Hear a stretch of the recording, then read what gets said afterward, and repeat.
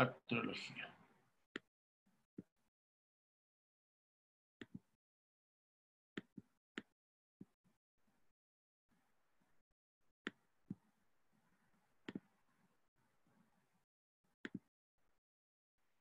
La idea de esta clase en particular es que usted vaya a lo sencillo y práctico, que implica saber, y ya lo va a entender con respecto a la materia, qué hace una articulación, cómo se clasifica y qué movimientos me permite.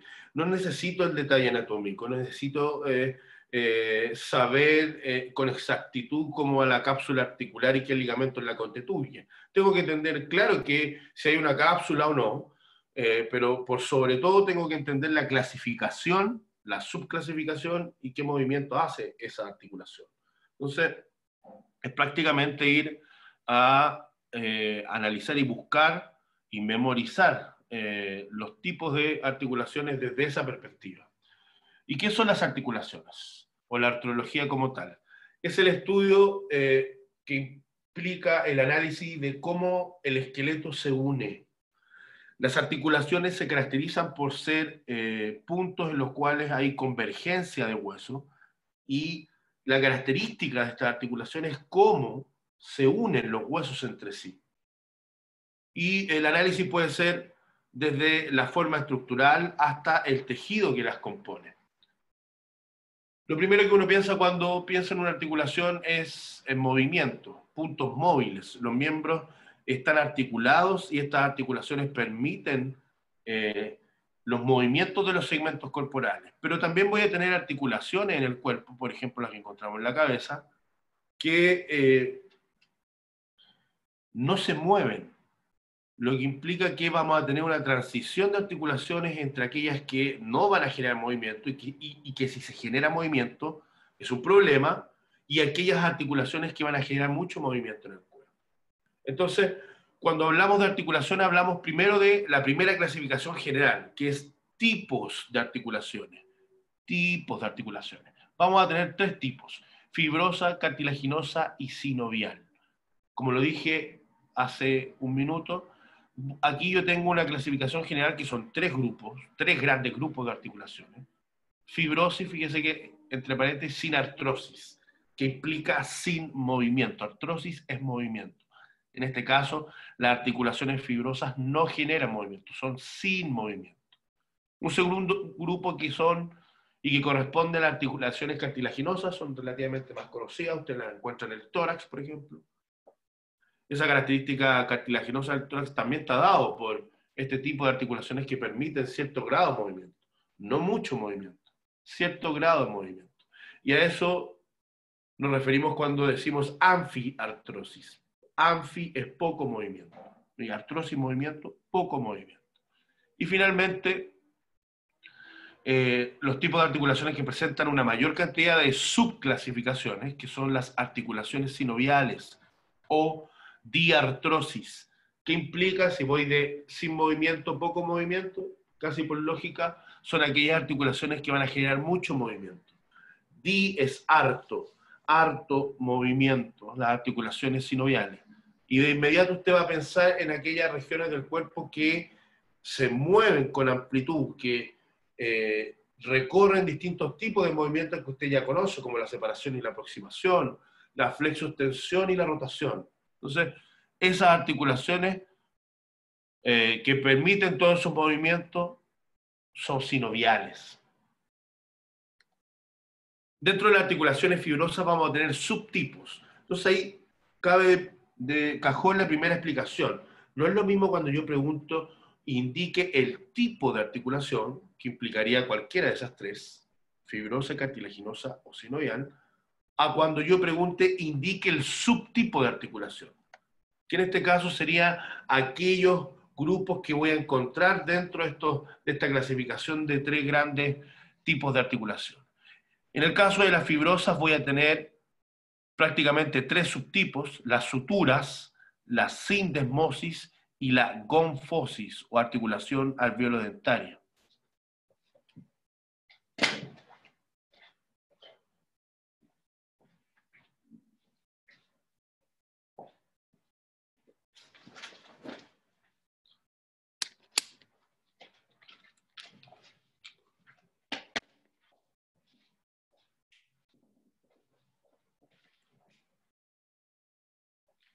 Ya, perfecto. Sí, va a apagar el computador. Le dimos corriente. Entonces, dentro de las articulaciones fibrosas, vamos a tener tres subtipos: las suturas, la sindesmosis y la confosis o alveolodentaria, que de inmediato me queda claro cuál es: la articulación del diente. Si a usted se le mueve un diente, es un indicador de que hay un problema. La confosis, que es la articulación del diente, que está formada por tejido fibroso y que el odontólogo le llama el cemento del diente, permite que la pieza dentaria se meta en la cavidad alveolar del maxilar y el mandibular y no se mueva, quede articulado de forma permanente, sin movimiento. Dentro de las articulaciones fibrosas vamos a tener la sindesmosis, que son membranas que encontramos en algunas partes del cuerpo, como en la columna vertebral, o como lo estamos viendo acá, fíjense, en el antebrazo, entre la ulna y el radio, que es la membrana interósea entre la ulna y el radio. Es un tipo de articulación fibrosa, en este caso sindesmosis. La membrana interósea, vuelvo a repetir, de la ulna y el radio es un subtipo de articulación fibrosa que se clasifica como sindesmosis. Algunos textos más antiguos la sindesmosis la definen como articulaciones a distancia. Y de alguna otra forma, eso es lo que está haciendo, mira. Están tomando y articulando puntos distantes entre huesos y los relaciona. Esa membrana ayuda y mantiene y participa en la relación que se establece entre la ulna y el radio. Y en el caso de las suturas, vamos a tener tres subtipos. O sea, dentro de la sutura hay varios tipos de suturas. La mayoría de esta subclasificación de fibrosas se dan en el cráneo. Y volvemos al mismo comentario. Si a usted se le mueve algún hueso del cráneo, es porque hay un problema. Entonces, estas articulaciones fibrosas de la cabeza, no solo del cráneo, de la cabeza ósea, se establecen con firmeza a través de un tejido fibroso, y en este caso lo que está haciendo esta subclasificación de suturas es dar dentada, escamosa, plana y esquindilesis, que es única en el cuerpo, se da solo en un lugar, que es una cresta más una ranura, que implica que hace como algo, es como un enganche en la escotadura. ¿Mm?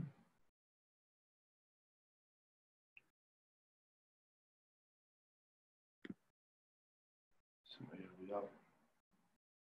Entonces, esta esquindilesis es una articulación única en el cuerpo y se da entre la cresta del esfenoides y el vómer.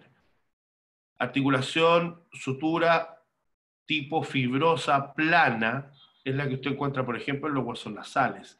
La escamosa como tal, que también se le llama bisel, que el bisel es cuando uno talla madera y ocupa una especie de punzón, es el bisel. Y la punta del bisel es como la forma escamosa, que implica como una escama de pez que una estructura se coloca sobre otra. Y eso implica que le va a tocar en dos puntos. Y finalmente una fibrosa subtipo sutura dentada, que es la que usted encuentra, por ejemplo, entre los huesos parietales. La articulación entre los huesos parietales es una dentada. La vamos a ver más adelante.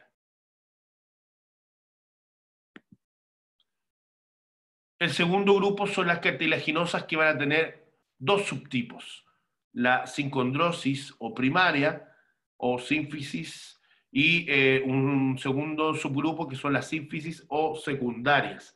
Estas articulaciones cartilaginosas primarias, secundarias, más bien, esa clasificación es más bien desde el punto de vista histológico. Se genera un cambio en el tiempo en esta articulación que la hace pasar de un estadio inicial a un estadio secundario final y avanzado.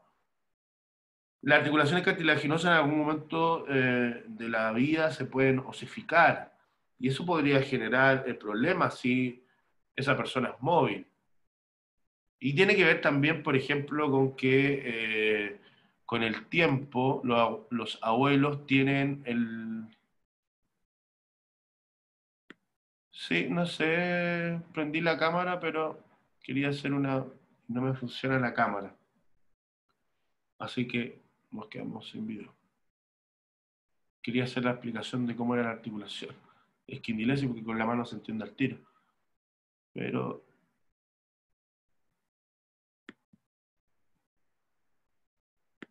no, no se puede. Bueno, lo vamos a apagar.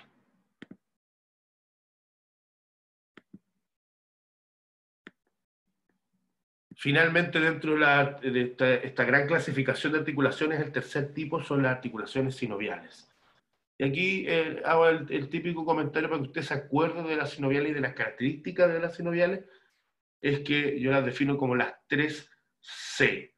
Una articulación sinovial tiene que tener las 3C. Cápsula, cápsula, cartílago y cavidad. Cápsula, cartílago y cavidad.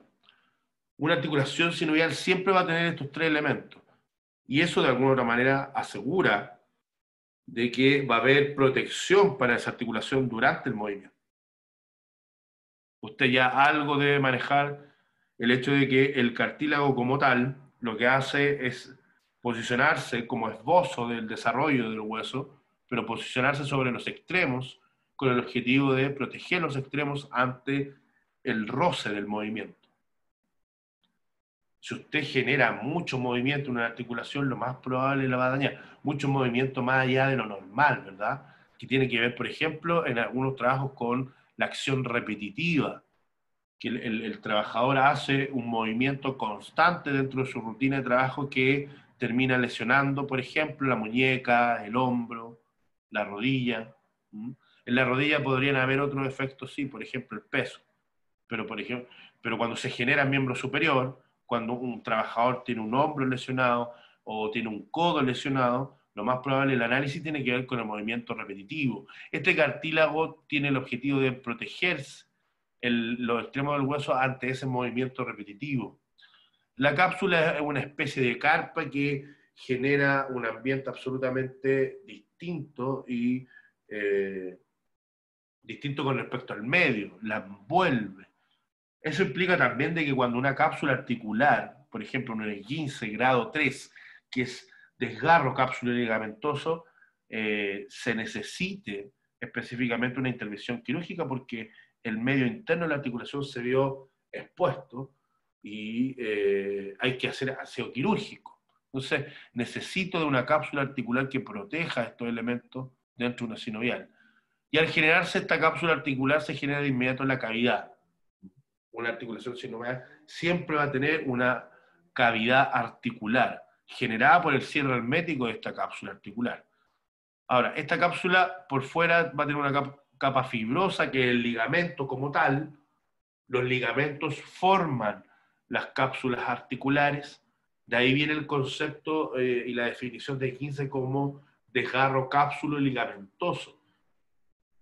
Y la complejidad que podría tener el hecho de que el ligamento se corte. Pero por dentro, esta cápsula articular va a tener la membrana sinovial que está delineada en rojo. Esa membrana sinovial es súper relevante porque genera el líquido sinovial. Y esto es un trabajo cíclico.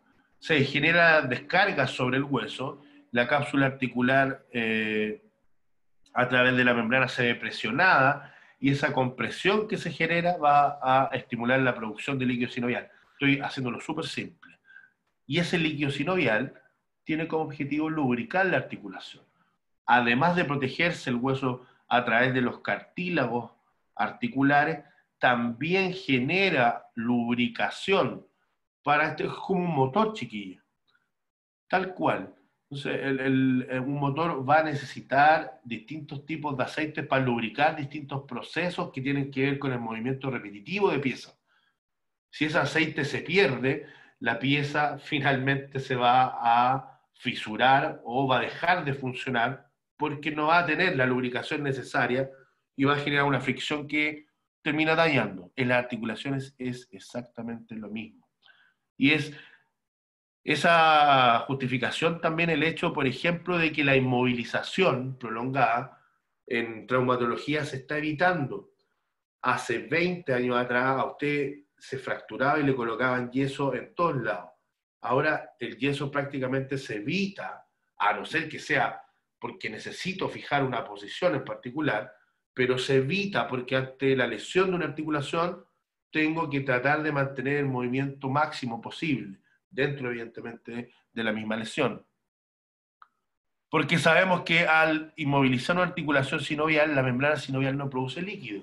Y al no producir líquido, la articulación se vuelve rígida. Y cuando el paciente vuelve y finalmente el hueso y la lesión como tal se mejora, la articulación no se mueve, está rígida. Y me cuesta mucho más la rehabilitación. Entonces el movimiento ahora para una articulación es vital, y en traumatología se trata de proteger el hecho de que ante un trauma una articulación se tenga que mover. Las articulaciones sinoviales finalmente me sirven para eso, que es lo que usted ve ahí arriba, el movimiento. El movimiento es fundamental para el cuerpo, chiquilla, no solamente con lo que genera fisiológicamente, también en lo que genera socialmente. Hay una respuesta. Si yo aíslo a una persona producto de la falta de movimiento, voy a generar no solo problemática a nivel musculoesquelético, que es lo que estamos viendo. Lo más probable van a haber problemáticas neurales. El movimiento es fundamental para el ser humano. Como esa gente que se está moviendo con alegría. Mire cómo se mueve con alegría ese hombre, agradecido de sus articulaciones sinoviales. Aquí vemos la subclasificación de articulaciones sinoviales. Tenemos una gran cantidad que tiene que ver tanto con la forma de la articulación como, y sumamente importante también, los movimientos que permiten. Voy a tener articulaciones sinoviales planas. ¿Se acuerdan que hay fibrosas planas? También hay sinoviales planas, pero las sinoviales planas permiten movimientos de deslizamiento y se caracteriza por ser no axiales, sin un eje de movimiento. Por eso solo se pueden deslizar, como articulaciones que vemos en el tórax. Sería muy complejo para el cuerpo que por ejemplo, que una costilla se rote. Entonces, pero sí necesito que la costilla se mueva. Permite movimientos solo de desplazamientos, y ahí, en ese tipo de circunstancias, aparecen estas articulaciones sinoviales planas no axiales.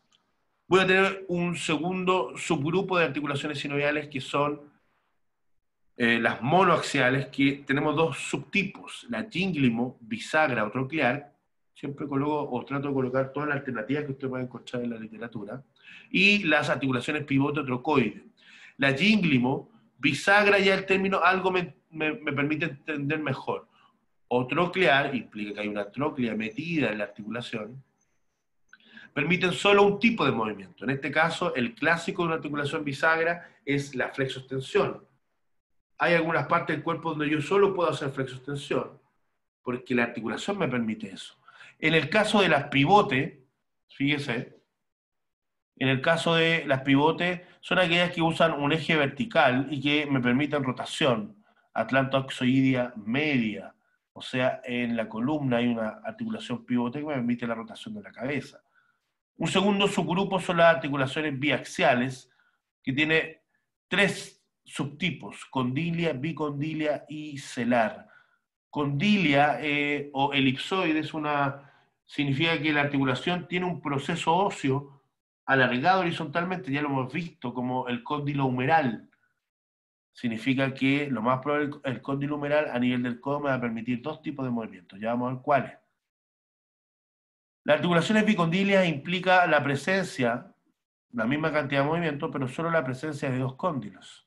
Y la articulación es celar, o silla de montar y encaje recíproco, es como cuando usted une las palmas de las manos. Cuando usted hace eso, se genera una especie de articulación silla de montar. Las superficies se oponen y se enganchan. Y eso, el término silla de montar implica que, porque si usted mira la articulación desde lateral, la ve cóncava, y si la mira desde antero-posterior, la va a ver convexa, como una silla de montar. Finalmente, las articulaciones sinoviales que permiten la mayor cantidad de movimientos, las articulaciones esferoideas o enartrosis. De inmediato entiendo de que la superficie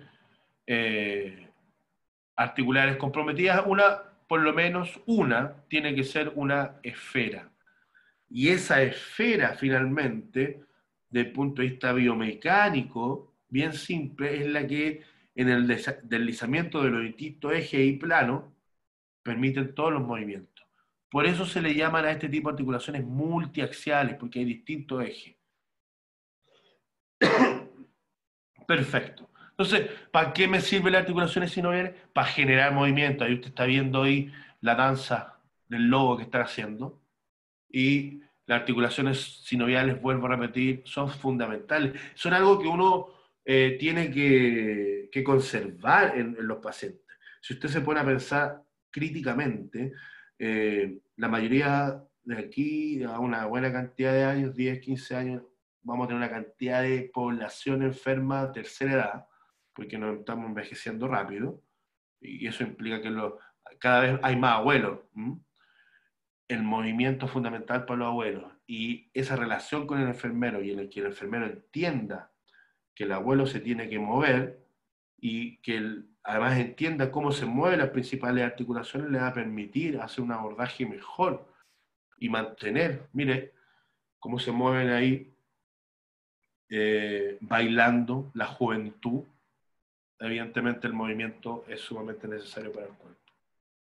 Aquí está resumido lo que acabamos de hablar: las fibrosas, dice, articulaciones cartilaginosas como la sínfisis, que son los discos intervertebrales de la columna, son sínfisis, y las articulaciones móviles del cuerpo, algunas bien representativas en relación a la cantidad de movimiento, como el hombro y la cadera, usted ya se lo tiene que haber imaginado, la articulación del codo, y una que había nombrado también, la articulación pivote, sinovial subtipo pivote, que se da entre el atlas y el axis, con el proceso ontoides. Esto lo vamos a pasar porque es de Peña. Peña les dejó las clases, así que están disponibles, que es lo que tiene que hablar de esto Peña. ¿Qué es lo que vamos a hacer ahora? De manera muy simple y con una descripción bastante somera, voy a ir y voy a dar la clasificación de las principales articulaciones del cuerpo. Con la idea que usted entienda la clasificación y el movimiento general, chiquille, porque pasa lo mismo con los músculos. O sea, los músculos pueden hacer movimientos específicos, pero lo que nosotros vamos a necesitar es saber el movimiento general del grupo muscular. Aquí yo, en el caso de las articulaciones, tengo que saber la clasificación y la subclasificación. Las primeras que vamos a mostrar son aquellas asociadas a las fontanelas. Las fontanelas, que eran estos espacios que que se generan en la cabeza ósea de los guaguitos, y está asociada principalmente a las molleritas que le dice la abuelita, que está dado por la separación de los huesos al inicio, al nacimiento, eh, y esta separación, insisto, que son las fontanelas anterior-posterior y anterolateral y posterolateral, las principales, aquí no la alcanzo a ver. Fíjense además que el macizo facial del guaguito es más pequeño, comparado con el neurocráneo, es un alien. Y eso está dado porque el macizo facial y los espacios perinasales, las cavidades perinasales, los senos perinasales, no están desarrollados. Una vez que eso se desarrolla, hay más simetría entre el viscerocráneo y el neurocráneo. Este es un guaguito recién nacido.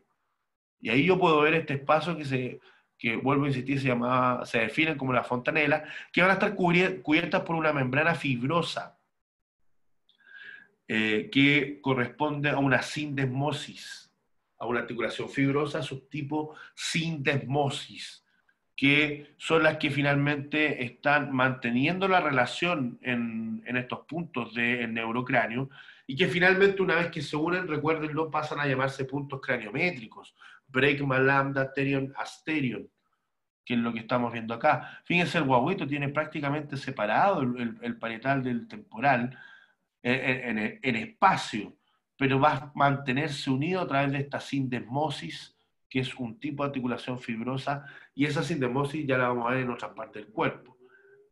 Y aquí se aplica bien el concepto de articulaciones para la sindesmosis, que es articulaciones a distancia, porque es lo que está haciendo. Tengo un hueso a cierta distancia de otro, no se tocan, pero la membrana los mantiene en relación. Y permite, evidentemente, que con el tiempo los huesos se acerquen, se articulen y conformen articulaciones fibrosas, subtipos suturas, que no van a generar movimiento. Y parte de esa consolidación, fíjense, tiene que ver con ese tejido fibroso que queda entre ellos y que permiten que no se muevan. Entonces, aquí lo que hablábamos hace un rato atrás, fíjese, aquí usted ve, hay huesos suturales, fíjese, hay piezas de hueso entre las suturas, ahí, se notan clarito, pero ahí se ve una sutura muy limpia, que es como cuando usted une los deditos de la mano, derecha e izquierda, la misma característica de punto de unión se genera en las suturas de la cabeza. La forma en cómo se unen los huesos es como clasifico la sutura, que ya la habíamos visto. Sagital, que en este caso esta es la sutura sagital o parietal, que se define como sutura dentada entre dientes. Esta es la escamosa, fíjese que la escama, cuando usted ve la escama de los peces, usted ve regularmente el borde externo de la escama, donde se toca en un punto. Pero si uno levanta la escama, se da cuenta que se van a tocar en un segundo punto. A eso se le llama bisel por la forma. O escamosa. Entre los huesos nasales, el mejor ejemplo para entender una articulación fibrosa subtipo plana. Las superficies son planas, pero entre medio de los huesitos hay tejido fibroso, fíjense, ahí se ve muy bien, ahí, que evita que estos huesos se muevan. Y finalmente la esquindilesis, única en el cuerpo, que se da entre la cresta del esfenoides y el hueso Vomer, que tiene una ranura en su borde más superior para que el esfenoides se pueda enganchar. La segunda articulación, fíjense que aquí yo nombré articulaciones fibrosas aplicadas al cráneo, las más famosas, las más relevantes. Se repiten en otros puntos de la cabeza ósea este tipo de relaciones, evidentemente. Estas son las que me interesan que tengan claras. Otra articulación que vamos a revisar dentro de la cabeza ósea es la articulación temporomandibular o su sigla, que la van a escuchar lo más probable a través de su sigla, que es la ATM.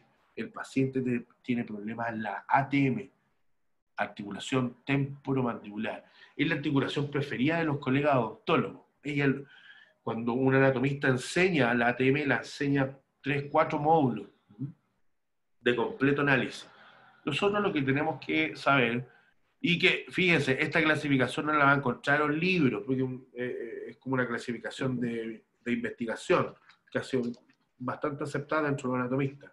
Vamos a clasificar la articulación temporomandibular como una articulación esferoidea con movimientos limitados, sinovial esferoidea con movimientos limitados. ¿Y por qué digo esto? La clasificación de los textos, de la gran mayoría de los textos de anatomía, la definen como una articulación bicondilia. Una articulación bicondilia como tal es biaxial, lo que implica que me va a permitir 2 movimientos. Usted con su mandíbula puede hacer 3. De inmediato se sale de esa clasificación. ¿Y qué movimientos son los que puede hacer la articulación temporomandibular? Descenso y elevación de la mandíbula, ¿no es cierto? Lateralizaciones y protrusión y retrusión, que es sacar la pera hacia afuera y devolverla. O sea, tengo 3 tipos de movimientos e incluso puede desviarla en cierta angulación. Me permite más allá de lo que la clasificación bicondilia define. Entonces, algunos odontólogos en investigaciones la han definido como una articulación esferoidea con movimientos limitados. Y es mucho más acorde y más cercana a lo que hace la articulación que a la clasificación bicondilia. Cuando uno ve la articulación ATM, ve el cóndilo de la rama mandibular que se articula con la fosa mandibular del temporal. Pero una de las características fundamentales, bueno, como toda articulación sinovial se genera una cápsula articular, es relevante esa cápsula articular para contener al cóndilo en su desplazamiento cuando se abre la mandíbula. Pero por sobre todo, fíjese que hay un disco articular en la ATM. Y los discos articulares, elementos cartilaginosos o fibrocartilaginosos que se posicionan entre las superficies articulares, lo que hacen regularmente es permitir y favorecer la articulación entre los huesos. Dicho de otra forma, lo más probable es que si yo colocase la cabeza sola articulándose sobre la fosa mandibular del temporal, lo más probable es que lo harían con eficiencia. Pero al estar el disco, funciona como una especie de superficie de adaptación entre ambos elementos y evidentemente favorecen el funcionamiento de la articulación. La articulación ATM, como se alcanza a ver acá en este músculo, fíjese el músculo pterigoideo lateral, se caracteriza por recibir tracciones de los músculos asociados a la masticación, y tiene lógica. Si la mandíbula es un elemento fundamental para la masticación, los músculos de la masticación tienen que intervenir la articulación que mueve la mandíbula. Y ahí usted lo está viendo. Fíjese que el músculo pterigoideo lateral se inserta hasta en el disco y toma parte, evidentemente, de la cabeza o del cóndilo de la mandíbula, que es la que se está articulando con la fosa mandibular. Hay superficie cartilaginosa porque es sinovial y lo mismo en el cóndilos. Pero el músculo como tal llega prácticamente a insertarse sobre el disco. Eso también permite que cuando se mueva el cóndilo, el disco también se desplace para tratar de apoyar el trabajo. Articulaciones de tórax. Las articulaciones de tórax son, en su gran mayoría cartilaginosas. Puede tener distintos tipos de articulaciones dentro del tórax. Puede tener articulaciones costocondrales, que son las establecidas entre el cartílago costal y la costilla, que es cartilaginosa primaria, o sea, sin condrosis. Vamos a tener las intercondrales, que se dan entre los cartílagos costales, y podríamos decir entre las vértebras falsas. Y finalmente vamos a tener las esternocostales, o sea, el cartílago sobre el esternón. Fíjense que hay una variación ahí, bueno, puede ser que no todos los libros lo tengan, que define que la primera articulación esternocostal es distinta al resto. La primera esternocostal sería cartilaginosa primaria o sin condrosis, igual que el resto que uno ve hacia la parte más lateral de la cara anterior del tórax. Y el resto, de la segunda a la séptima, son sinoviales planas. Y aquí se puede ver muy bien la formación del ligamento radiado que está generando la cápsula articular de estas articulaciones sinoviales planas. Y como usted sabe, el tórax solo se desplaza en los movimientos de la costilla. Y eso está dado por este tipo de articulación. En el caso de la región posterior, la costilla, algo lo habíamos conversado ya cuando vimos huesos, se articula en dos puntos con la vértebra correspondiente. Aquí se ve muy clarito. Fíjense. La cabeza de la costilla va sobre la superficie de dos cuerpos. Por eso se le definen como hemicarillas costales, porque la mitad de la cabeza toca el borde superior de un cuerpo vertebral y la otra mitad toca el borde inferior y el borde superior de la vértebra correspondiente. Y en su proyección hacia anterior, la costilla se une además al proceso transverso. Por ende, la costilla toca a la vértebra torácica en dos puntos: en el cuerpo y en el proceso transverso, donde se articula con el tubérculo de la costilla. Cuello, cabeza de la costilla, ángulo que le permite el giro hacia la región más anterior. Aquí se ve muy bien, miren, cómo se genera casi en forma de vértice la unión que permite su articulación con la vértebra que está arriba y con la vértebra que está debajo. Eso incluye también el disco intervertebral que se da ahí. Y evidentemente, al ser una articulación sinovial, y en este caso sinovial plana, solo permite deslizamiento, pero es sinovial y va a presentar cápsula articular, que en este caso está definido como el ligamento radiado. Entonces, la articulación costo transversaria costo vertebral y costo transversaria, ambas son sinoviales planas. En este caso, la costo transversal se genera entre el tubérculo de la costilla y el proceso transverso, que es lo que usted ve ahí.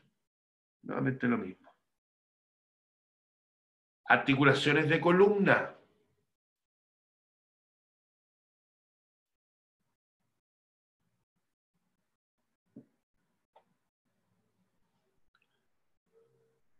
Vamos a tener articulaciones a distintos niveles en la columna, pero evidentemente se repiten, se replican a distintas alturas.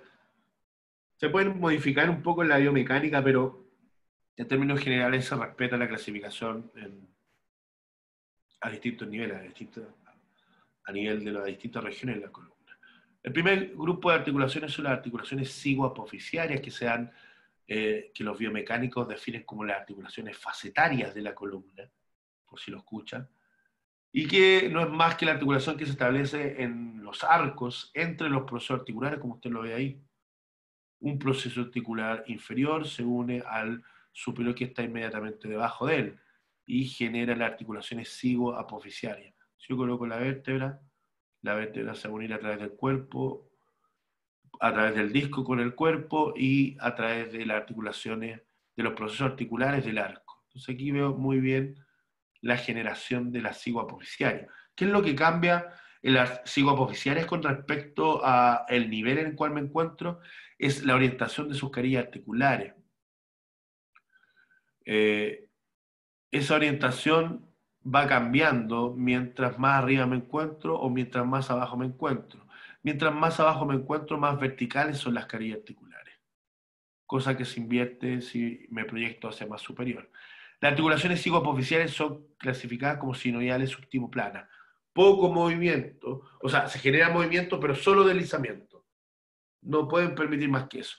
Articulación atlanto-occipital, que está representada acá, entre los cóndilos occipitales y las carillas articulares del atlas. Recuerden que el atlas solo son dos arcos. Aquí está tapada, fíjense, por una gran cantidad de ligamentos. Y por la llegada de parte de los ligamentos longitudinales de la columna. Esta articulación atlanto-occipital es una articulación sinovial subtipo bicondilia. Me permite dos tipos de movimientos. La rotación, me permite dos tipos de movimientos principalmente, la flexoextensión y las inclinaciones. Porque la rotación de la cabeza va a estar a cargo de la articulación atlanto-axoidea mediana o media, como quiera nombrarlo, que ya lo hemos conversado, en la que se establece entre el proceso ontoides y el arco anterior del atlas. Ahí usted la ve muy bien, cómo está reforzada por este ligamento transverso, que permite que el proceso ontoides se mantenga articulado a este arco anterior del atlas. Esta articulación es la que permite, a través del desplazamiento del atlas, la rotación de la cabeza. El atlas toma el occipital y lo desplaza cuando rota. Y del axis hacia inferior, de alguna otra manera, para que usted lo entienda, como que se fija para que el atlas se pueda mover con facilidad y desplazar la cabeza ósea. Articulación intervertebral.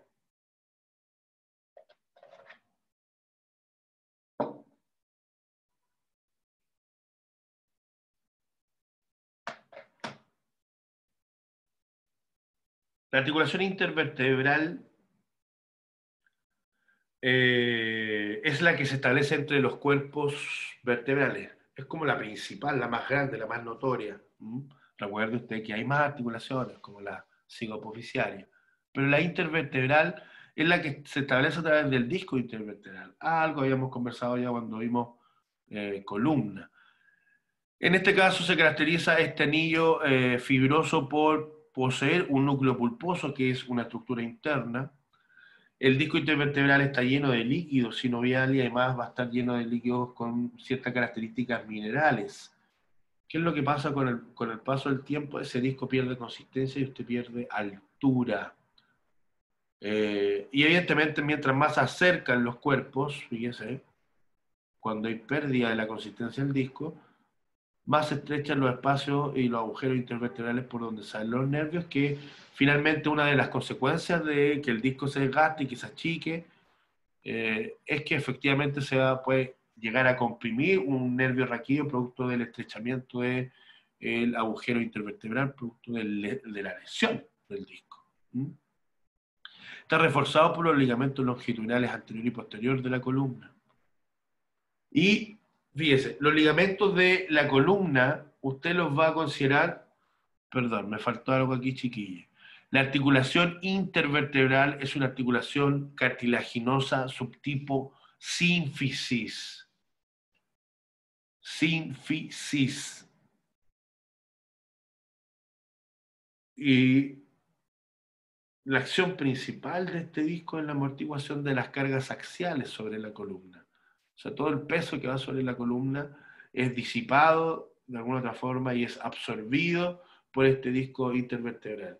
Cuando estoy en exceso de peso y hago cargas axiales en demasía, ese núcleo pulposo tiende a la salida. Y cuando se sale de su interior, regularmente, fíjense, tiende a presionar un nervio raquídeo.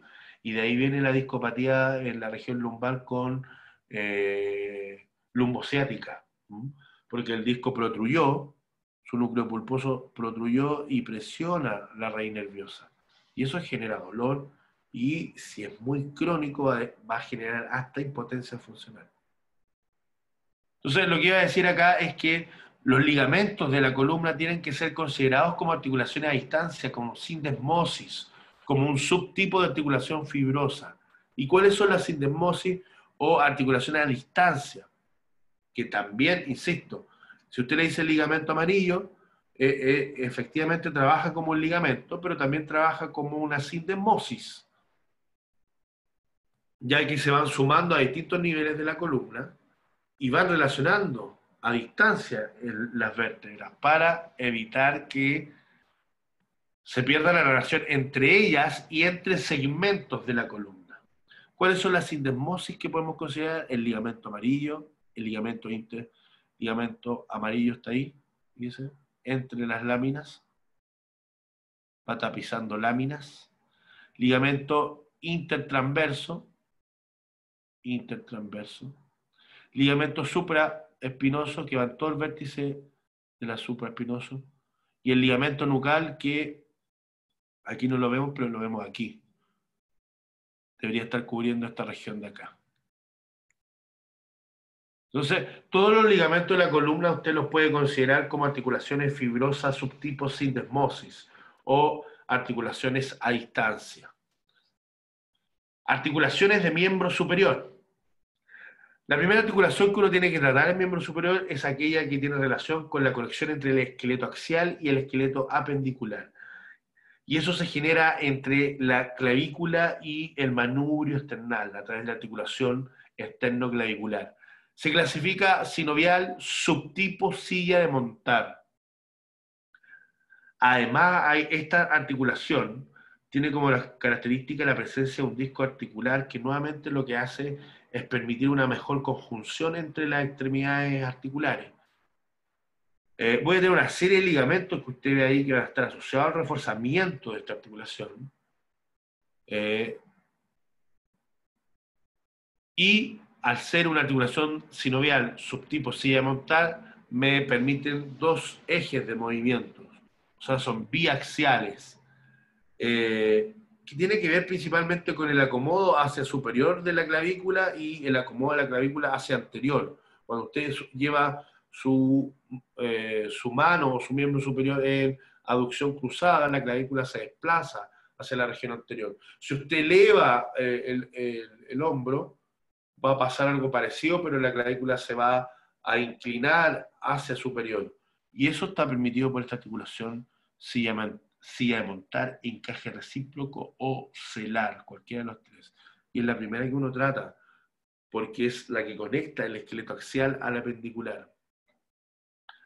Articulación acromioclavicular, que esto es parte del cíngulo pectoral, de la unión funcional entre la escápula y la clavícula, en el origen de miembro superior, que es el hombro. La alcanzo a ver ahí. La articulación acromioclavicular es una articulación sinovial plana y como todos los elementos acá van a estar reforzados por estructuras ligamentosas. que son el ligamento coracocromial y los ligamentos coracoclaviculares, trapezoideo y conoideo. Si usted se da cuenta, estos ligamentos que están cercanos a esta articulación acromioclavicular, lo que hacen es mantener la relación entre la clavícula y las distintas porciones más cercanas de la escápula, para evitar que se alejen uno del otro durante el movimiento. Articulación acromioclavicular, sinovial subtipo plana. Articulación glenohumeral o de hombro. La articulación glenohumeral es una sinovial subtipo enartrosis o esferoidea. Fíjese cómo vemos los ligamentos glenohumerales, superior, medio, inferior. Recuerde, los ligamentos forman parte de la cápsula articular, la refuerza, y va a estar generando, perdón, el reforzamiento de esta articulación que vamos a ver acá, esferoidea, sinovial, subtipo esferoidea o enartrosis, que tiene que ser la articulación más móvil de su cuerpo. Pero esa movilidad también está dada por esta característica que usted ve acá. La cavidad glenoidea de la escápula no alberga en su totalidad la cabeza del húmero. Entonces, este elemento mantiene su relación articular gracias a tendones, que son parte del manguito de los rotadores, lo vamos a ver en los músculos, y que permiten que la cabeza del húmero se mantenga pegada a la cavidad glenoidea. Y también le da la flexibilidad que tiene y el grado de movimiento que tiene. Pero también es susceptible a que el hombro se salga con facilidad, da ese escaso abordaje que hace la cavidad glenoidea con respecto a la cabeza del húmero. Es una de las características. La cabeza del húmero es más grande que la cavidad glenoidea. Entonces, ¿cómo se mantiene? Gracias a los elementos blandos, como la cápsula articular, y tendones, como el grupo del manguito de los rotadores. Articulación de codo. La articulación de codo, le colocan la articulación de codo, yo le digo complejo articular de codo, porque voy a tener 3 articulaciones interactuando de alguna otra forma para poder permitir los movimientos que se generan a nivel del codo. ¿Cuáles son los movimientos que se generan a nivel del codo? Son la rotación, usted la puede confirmar con el movimiento de pronosupinación, y el movimiento de flexo-extensión, que es el más clásico, más clásico, es uno que mejor entiende en la articulación de codo. ¿Cuáles son los elementos o las articulaciones que participan en este complejo articular? Primero, la articulación húmero-ulnar, que la vamos a clasificar, todas son sinoviales, todas las que se establecen a este nivel son sinoviales, lo que cambia son el subtipo. La húmero-ulnar es una sinovial subtipo bisagra, gínglimo o troclear, cualquiera de los 3 términos. O sea, es una articulación monoaxial, que en este caso lo único que me permite es la flexoextensión. Húmero, ulnar, la tróclea y el olecrano de la ulna, ahí se articularon. Esa articulación permite solo flexoextensión. Recuerde que si a la tróclea usted le suma el capítulo, usted tiene el cóndilo humeral.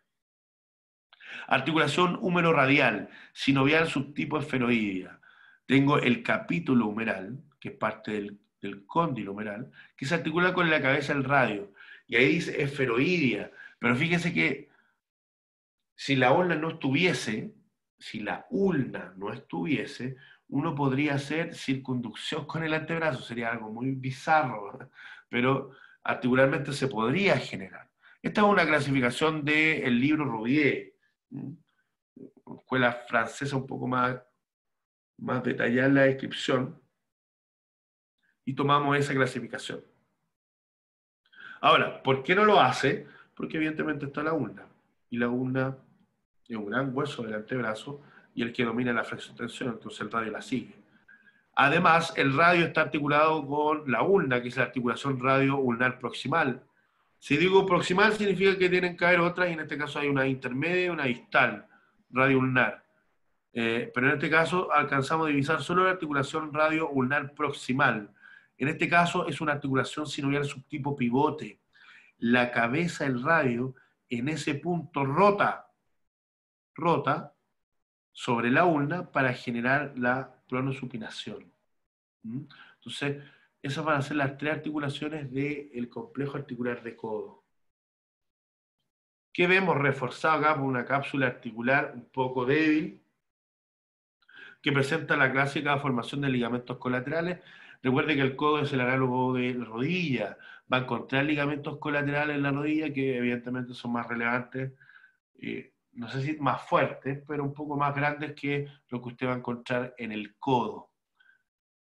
Algo entretenido y bonito que cuando uno corta, fíjese, aquí se cortó el tendón del bíceps braquial del brazo, acá suele el ligamento anular del radio, que es un ligamento que rodea la cabeza del radio y lo fija en la ulna.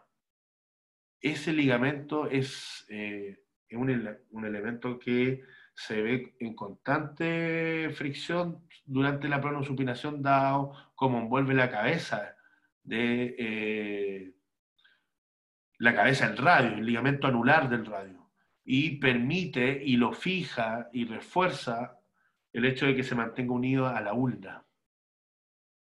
Articulación de muñeca.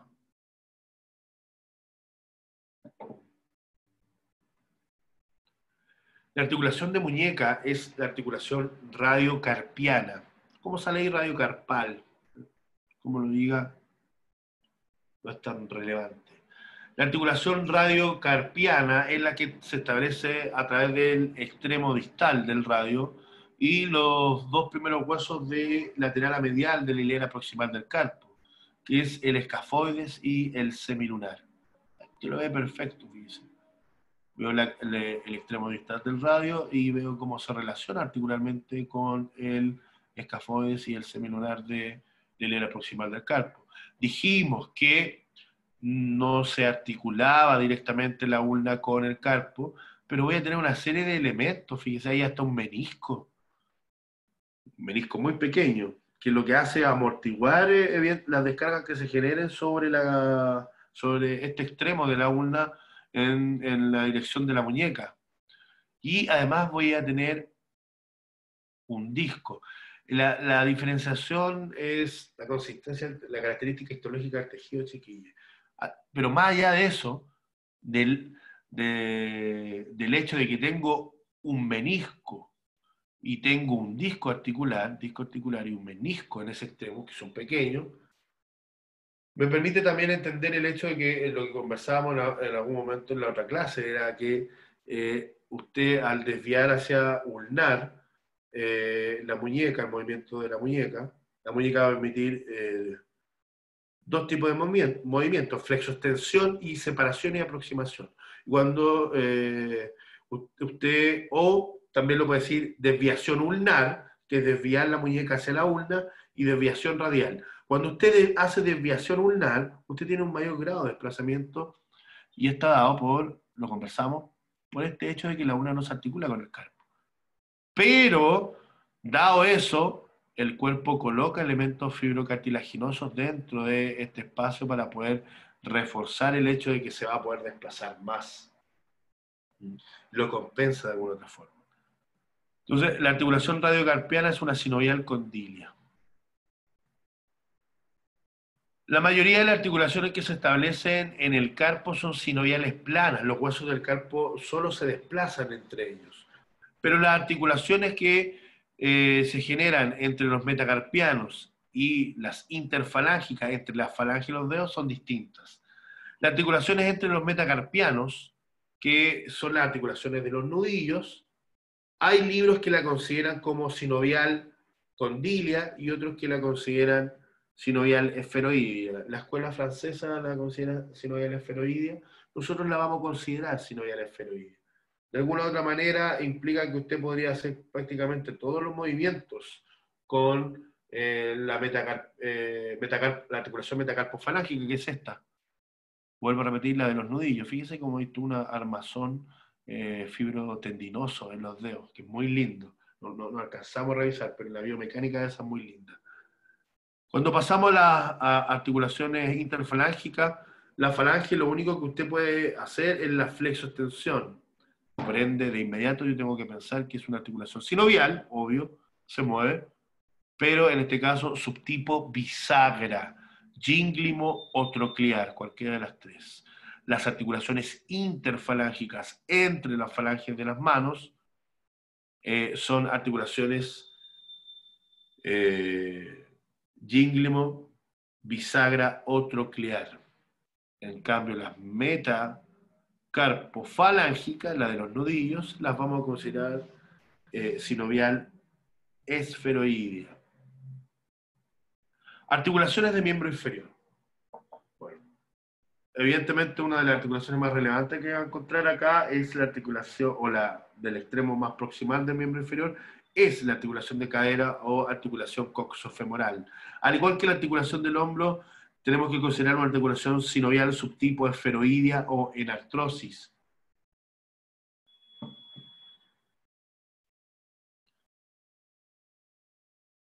A diferencia así del hombro, la cavidad articular, que en este caso la cavidad articular del coxal la definimos como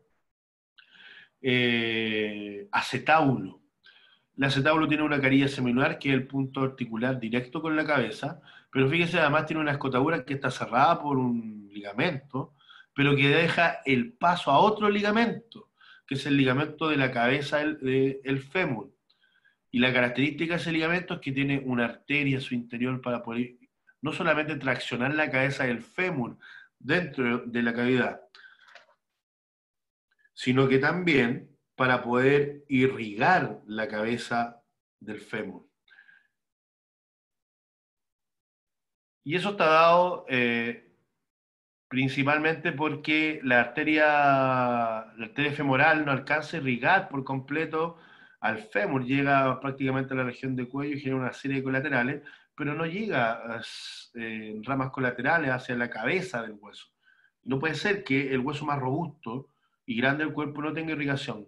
¿Qué hace el cuerpo? A través de una arteria de la pelvis, la obturatriz, y una rama colateral de esta, se mete esta arteria dentro de este ligamento de la cabeza del fémur y se va a través del ligamento para llegar al hueso y permitir la irrigación de la cabeza.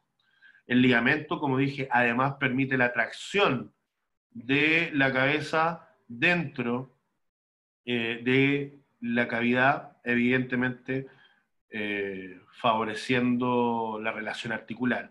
Pero lo interesante es la presencia de esta arteria dentro del ligamento que permite la irrigación de la cabeza del hueso. Esta articulación entonces sinovial esferoidea. Evidentemente tiene la misma movilidad del hombro, pero dadas las características, la estructura, la gran masa muscular y el tamaño del hueso, el movimiento evidentemente se vuelve más dificultoso, pero se puede realizar. La circunducción, lo multiaxial, en artrología permite la circunducción, que es la realización de todos los movimientos. Nuevamente lo que hablamos, fíjese cómo llega desde la obturatriz, una colateral que permite la entrada sobre este ligamento para llegar sobre la cabeza del fémur. El refuerzo de la cápsula articular, que está dada por la inserción a través de la línea intertrocantérica y la cresta intertrocantérica, perdón. La línea intertrocantérica, acabo de ver ahí. Fíjese, esa marca que usted ve ahí tiene que ver con la presencia de los ligamentos asociados a la cápsula articular. Estos ligamentos van a llevar el nombre de cada una de las partes de los coxales: iliofemoral, isquiofemoral, pubofemoral, y van a terminar cubriendo la articulación. Articulación de rodilla. La articulación de rodilla la vamos a considerar como una articulación sinovial bicondilia. Por ahí salen algunos textos como bisagra, pero ¿qué es lo que pasa? Fíjese, la bisagra me permitiría solo flexoextensión, que es lo que está haciendo ahí, por ejemplo, está flexionado. Me permite ver elementos interarticulares que ya voy a definir. Pero cuando la articulación está en flexión, en esta posición, el fémur además se puede desplazar antero-posteriormente. Perdón. Permitiendo un segundo tipo de movimiento. Ese movimiento es mucho más limitado. Y además, en esta posición, fíjese, la rodilla puede rotar.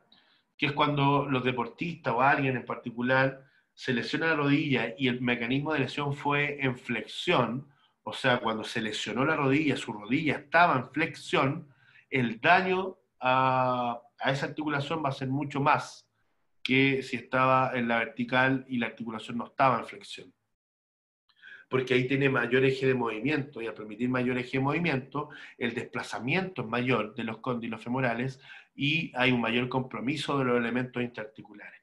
¿Cuáles son estos elementos interarticulares? Los famosos meniscos, medial, lateral y medial, perdón. Sé que este es lateral por la fíbula, lateral y medial. Y la presencia de ligamentos interarticulares como los famosos ligamentos cruzados. Ligamento cruzado anterior, ligamento cruzado posterior. Que lo que evitan son la hiperextensión y la hiperflexión. El ligamento cruzado anterior evita la hiperflexión, que es que la rodilla vaya más allá de la flexión como resistencia, y el posterior evita la hiperextensión. ¿Usted puede vivir sin estos ligamentos? Sí, me parece que hay, no lo recuerdo en este momento, pero hay uno más relevante que otro. Por ende, hay uno que podrían dejar, me parece que es el posterior, sin reparar. Pero el anterior, la limitante de la flexión es más peligroso. Entonces hay que repararlo. Vamos a verificar esa información, a ver si alguno de ustedes también la puede verificar.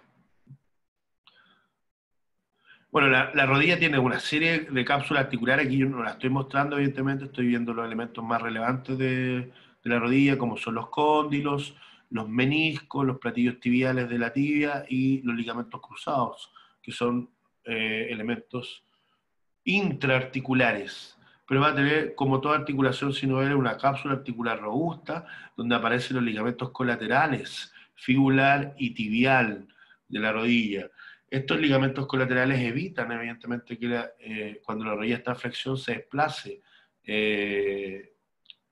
o se generen lateralizaciones de la rodilla. ¿Son robustos estos ligamentos? No tanto, fíjese. En el deporte se lesionan con facilidad si la rodilla queda fija en el movimiento, en el mecanismo de lesión y rota. No son tan poderosos. Aquí se ven mucho mejor las estructuras ligamentosas, fíjese en los ligamentos colaterales fibular y tibial. Veo una serie de ligamentos que también están asociados al menisco. Veo el menisco medial, veo el menisco lateral, el menisco que acomoda las superficies articulares y permite un mejor funcionamiento de los cóndilos sobre la superficie. Si el menisco desaparece o se fisura o se degenera, se va a generar de inmediato un problema funcional de movimiento en la rodilla. Especialmente sobre el soporte, porque le va a doler al paciente. Puedo ver los ligamentos cruzados, el ligamento cruzado anterior y el ligamento cruzado posterior, que van a estar en la fosa intercondilia. Y aquí aparece un ligamento que es el menisco femoral posterior, que se ve como una fibra que cruza el ligamento cruzado posterior, oblicua, y que se adhiere, en este caso, aparte del menisco más lateral. Aquí veo el menisco medial. Articulaciones del pie. Bueno, las articulaciones del pie, chiquillos, más que son un poco complejas, las articulaciones del pie, perdón. Pero apuntan principalmente a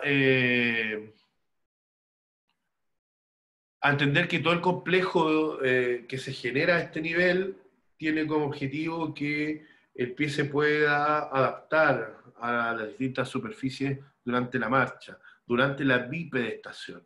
Entonces, ahí rescatamos algunas de las articulaciones que están asociadas al pie. Y que puedo ver aquí, miren. Este corte, con una prácticamente puedo ver varias o todas las articulaciones del pie. Esta es la articulación tibio-astragalina o tibio-talar, debería decir ahí a esta altura, se me fue cambiar eso. Tibio-talar, cualquiera de las dos, cualquier nombre que usted quiera ocupar. ¿Por qué talar? Porque viene del talus, que es el nombre del astrágalo. Que se genera Entre estos tres huesos, la tibia, la fíbula, ahí están los malleolos, fíjense, se genera la mortaja tibiofibular, que es esta especie de encaje que va sobre el talus o astrágalo. Esa es la articulación de tobillo que definimos como tal, que vamos a considerar como una sinovial bisagra. Vamos a tener la articulación talus o astrágalo calcáneo, que va a estar ahí. No la alcanzo a divisar bien, pero es entre el talus y el calcáneo. Voy a tener la talus o astrágalo calcáneo navicular. Ahí, chiquilla. De ese punto de ahí. Es complejo de ver, pero fíjese lo que hace esa articulación, es esferoidea, es una de las articulaciones que me permite el acomodo de estos huesos, en particular durante los movimientos complejos del pie. No la podemos ver tan fácilmente la articulación, eh, pero sabemos que a ese nivel se puede generar una articulación esferoidea, es muy raro. Yo siempre digo que cuando uno entiende esa articulación o la presencia de articulación es cuando, por ejemplo, ve calentar antes de bailar a un bailarín de ballet, cómo el tipo regularmente estira y flexiona y genera una especie de rotación sobre el vértice, colocando como vértice al pie, y permiten un movimiento entre la articulación de tobillo y el resto del tarso, que uno puede ver recién ahí la adaptación que tienen ante ese tipo de movimientos tan particulares los huesos del tarso. Finalmente, la articulación calcáneo-cuboidea, que es una silla de montar, un encaje recíproco celar. Ahí está el cuboides. Ahí está el cuboides, es la articulación que se establece en ese punto. Entonces, estas articulaciones que de alguna otra manera, a diferencia del carpo, que son la gran mayoría sinoviales planas, estas articulaciones presentan una mayor diversificación de articulaciones sinoviales que, vuelvo a insistir, apuntan principalmente a la adaptación del pie a las distintas superficies, chiquillas. Por eso yo veo distintos tipos. Fíjense, uno esperaría que la gran mayoría sean sinoviales planas, entre el calcáneo y el talus, allá va, ahí. Pero como la vemos en el resto de los huesos del carpo, que es el análogo, pero no es así. Voy a tener articulaciones que permiten rango de movimiento más bien adaptativo, insisto, a la función del pie. Y aquí solo como imagen, fíjense, veo también ligamentos colaterales acá. En el tobillo hay ligamentos colaterales medial y lateral, pero hay una cantidad además de fibras ligamentosas en distintas direcciones que van a cubrir todo el tarso. Eso me da a entender, por ejemplo, la complejidad de que se me doble el pie. Si tengo un esguince fuerte y usted tiene esas típicas marcas de sangre a distintos niveles del dorso del pie o por la región lateral o medial del pie, dependiendo hacia dónde haya rotado, van a ser lo más probable desgarros de estos pequeños ligamentos que usted va a tener cubriendo, fíjese, los nombres no son relevantes para mí, sino que entienda la presencia de ellos. Y los nombres de los ligamentos tampoco son complejos porque están asociados a los huesos que unen. Ya sabe que hay ligamentos colaterales también en el tobillo, que son los primeros que se lesionan cuando hay una inversión, por ejemplo, del pie. Pero que entienda además que hay una cantidad no menor de pequeños ligamentos que van a estar uniendo estos huesos del tarso y que son el reflejo, vuelvo a insistir, de cuando tengo esas marcas como rojas o moradas, cuando me hago un esguince alejadas del tobillo, van a ser aquellas marcas asociadas al daño de la fibra de estos ligamentos, que refuerzan, insisto, la relación entre los huesos del pie. Que algo que estamos, ahí vemos la articulación de tobillo, tibio fibular talar o astragalina, que se ve muy bien, forma una especie de mortaja. La articulación de tobillo era más débil. Fíjese que en el sentido de que en el eje, yo salgo del eje de la articulación y usted se fractura. Por eso es tan fácil fracturarse el tobillo. Y regularmente si el mecanismo es muy presenta rotación, además lo más probable es que va a ser expuesta. Ya, chiquillo. Ahora usted tiene el módulo con las clases de hermetología. Sé que están en paro, pero tengo que decirlo igual. Y tienen que revisar esa clase de Corina que ya se la dejo enganchada y a las 11:30 nos vemos con músculos. Estén bien. ¿Profe? Dígame. Grabo la clase, ¿cierto? Sí, Si no, nos van a linchar, creo. sí, sí, está grabado, está grabado. Ya, Ya, Álvaro, no sé si se va a ok. conectar, pero nos vemos en un rato. Revise la de Eh, embriología, si es que la va a revisar y si no, no importa. ok, Nos vemos. gracias, profe. Nos vemos. Chao.